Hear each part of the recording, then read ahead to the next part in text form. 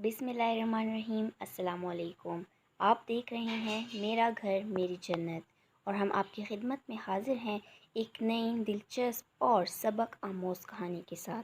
तो चलिए अपनी कहानी का आगाज़ करते हैं। ये कहानी है एक बादशाह और उसकी 4 बेटियों की। पुराने ज़माने की बात है कि एक बादशाह अपनी 4 बेटियों के साथ अपने आलीशान बंगले में रहा करता था।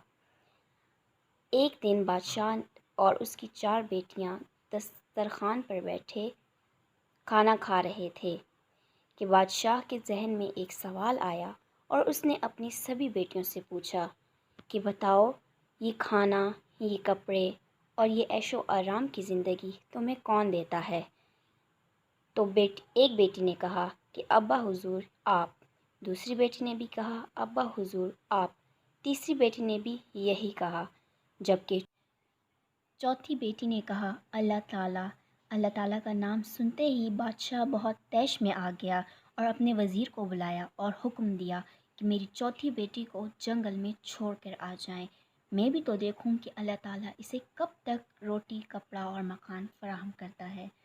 बेटी ये सुनकर बहुत ही इत्मीनान में थी क्योंकि उसे अपने अल्लाह पर पूरा भरोसा था।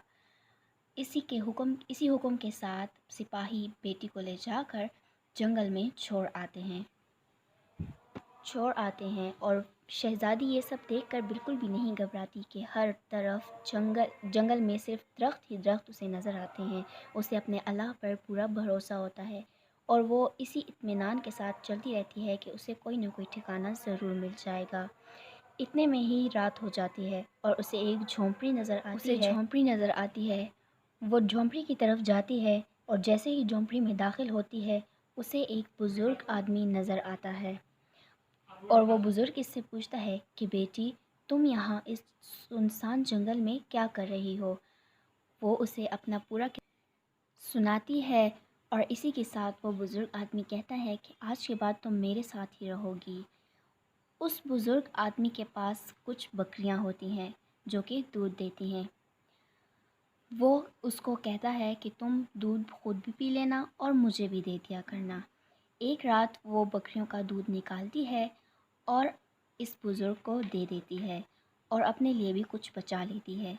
वो जैसे ही अपना दूध पीती है और कुछ दिन तक यही सिलसिला जारी रहता है क्योंकि वो बुज़ुर्ग आदमी कुछ कमा नहीं सकता, सिर्फ़ इसी दूध पर उनको गुज़ारा करना होता है।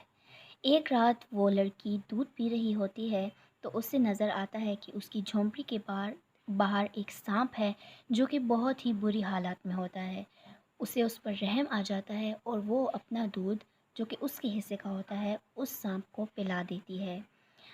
कुछ दिन ऐसा सिलसिला चलता रहता है और वो सांप रोज़ाना आता है। एक सुबह उठकर वो देखती है कि जिस प्याले में उसने सांप को दूध पिलाया होता है उसमें उसको एक चमकीली सी चीज़ नज़र आती है। उसे मालूम नहीं होता कि ये क्या है। वो उसे देखकर बहुत हैरान होती है लेकिन उसे नेमत समझकर अपने पास रख लेती है। कुछ ही दिन ये सिलसिला जारी रहता है। वो सांप दूध पीता है और इसके लिए एक कीमती चीज़ छोड़ जाता है। एक दिन वो ये सब कुछ उस बुज़ुर्ग को बताती है। वो बुज़ुर्ग भी इस बारे में नहीं जानता कि ये क्या है, तो वो ऐसा करता है कि वो उसमें से एक को ले जाकर शहर ले जाता है और वहाँ पर ताकि वो मालूम कर सके कि आखिर ये चीज़ है क्या जो सांप उसकी मुँह बोली बेटी को रोज़ छोड़ जाता है। वो एक सुनहार की दुकान पर जाता है और उसे ये दिखाता है। सुनहार ये देखकर बहुत ही हैरान होता है कि इस कदर बुज़ुर्ग और दिखने में गरीब आदमी के पास इतनी कीमती चीज़ कहाँ से आई। वो उसे बताता है कि ये एक बहुत ही कीमती चीज़ है और बहुत कम पाई जाती है।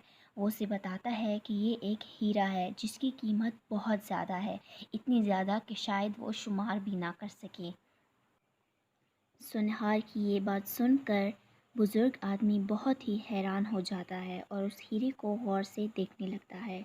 वो हीरा वापस लेता है और अपनी बेटी के पास, मुँह बोली बेटी के पास झोंपड़ी में वापस चला जाता है उसको ये सब बताने के लिए। और वो घर जाकर ये सब उसको बताता है।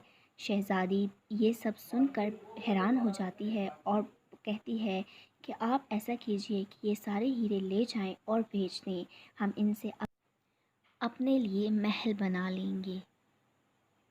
یہ کہتے ہی شہزادی وہ سارے ہیرے لا کر بزرگ کو دے دیتی ہے۔ دیکھتے ہی دیکھتے ان کا بہت ہی عالیشان محل بن جاتا ہے اور اس کے چرچے پوری دنیا میں ہونے لگتے ہیں کہ ایسا عالیشان محل، اور وہ بھی ایک جنگل میں، لوگ یہ سن کر حیران رہ جاتے ہیں۔ ایک دن وہ شہزادی دریافت کرتی ہے اس بزرگ آدمی سے کہ کیا ایسا ہو سکتا ہے کہ ہم دنیا کے سارے ملکوں سے اور ساری جگہوں سے جتنی بھی ریاستیں ہیں، بادشاہوں کو اور ان کے گھر والوں کو دعوت پر بلائیں؟ تو بزرگ کہتا ہے کیوں نہیں بیٹی۔ دیکھتے ہی دیکھتے دعوت کا دن قریب آ جاتا ہے۔ سارے ملکوں سے بادشاہ، شہزادے، شہزادیاں سب آ جاتے ہیں۔ دعوت کا اہتمام ہوتا ہے، دعوت شروع ہو جاتی ہے۔ جب دعوت اپنے اختتام کو پہنچتی ہے تو سب شہزادے، شہزادیاں اور بادشاہ اپنے گھر واپس جاتے ہیں۔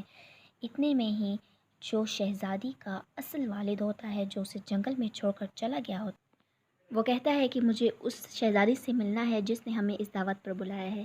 جب شہزادی تیار ہو کر ان کے سامنے آتی ہے تو اس کی بہنیں اور اس کا والد اسے دیکھ کر حیران رہ جاتے ہیں۔ وہ ایک بہت ہی خوبصورت لباس پہنے، بہت سارے زیورات پہنے ان کے سامنے آتی ہے تو ان کی حیرت کی انتہا نہیں رہتی۔ دیکھا دوستوں، اللہ ہر چیز پہ قادر ہے۔ جو کام اللہ کر سکتا ہے ہم ان کے بارے میں سوچ بھی نہیں سکتے۔ بادشاہ شہزادی کو دیکھ کر بہت شرمندہ ہوتا ہے اور اس سے معافی مانگتا ہے۔ شہزادی کہتی ہے کہ معافی مجھ سے نہیں، اللہ سے مانگے۔ بادشاہ اللہ تعالیٰ سے معافی مانگتا ہے اور اپنے کیے پر بہت شرمندہ ہوتا ہے۔ اس کہانی سے ہمیں یہ سبق ملتا ہے کہ اللہ ہر چیز پر قادر ہے۔ جو کام اللہ کر سکتا ہے وہ ہم نہیں کر سکتے اور نہ ہی ان کے بارے میں سوچ سکتے ہیں۔ ہمیں چاہیے کہ ہم اللہ پر ایمان لائیں اور سچے مومن بن کر رہیں۔ یہ تھی ہماری آج کی کہانی۔ اگر آپ کو پسند آئی ہو تو لائک کرنا مت بھولیے گا۔